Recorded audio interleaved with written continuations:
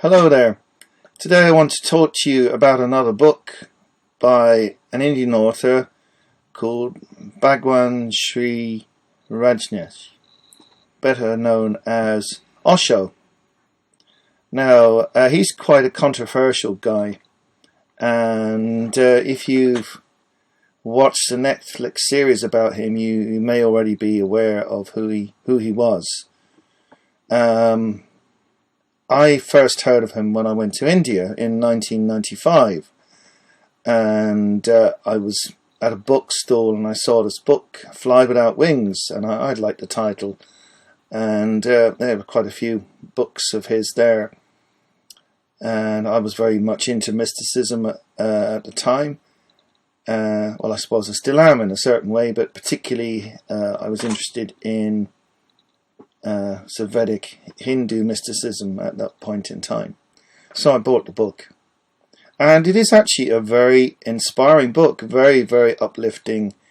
It's sort of reflections on the way that you live life, and how often we are trapped by our own thoughts, by our own way of thinking, our own expectations of life, and in overcoming that we can actually exceed our expectations, be free to do things that we maybe never thought we were capable of doing. So it had an awful lot in it that was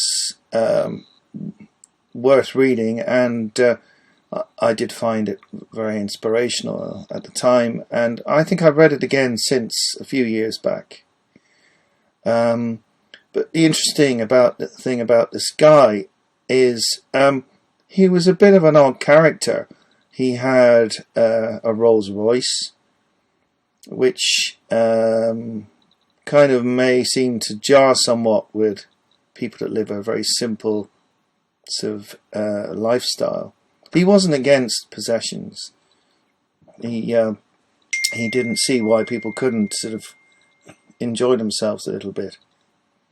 But he started a sort of religious cult which moved to America, and if you've watched the series,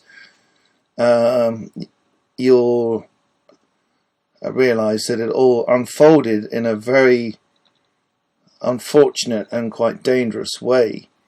It's been suggested there were people around him who manipulated and controlled this cult, unknown to him. At the end of the day, we don't really know whether he was actually the instigator or an unfortunate victim of other people. He did go back to India, and there's an Osho centre still there, and but he was somewhat disgraced, certainly in America, and yeah, you really have to look at this guy with some discernment. Maybe a pinch of salt will be wise when looking at his life and his work.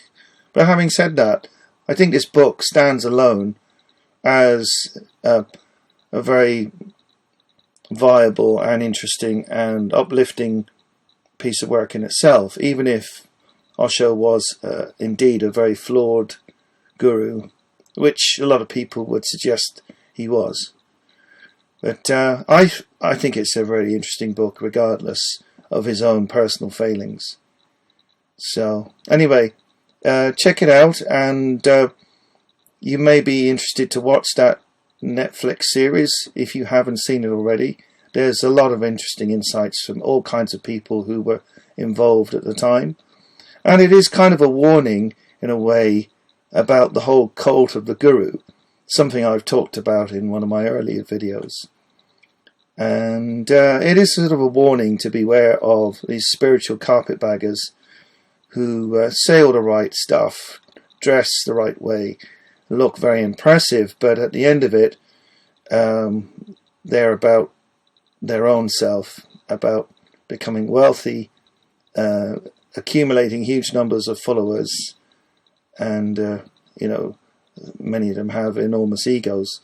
So that is something to be wary of in the whole spiritual realm. Anyway, that's all I have to say for today. Thanks for listening. Bye-bye.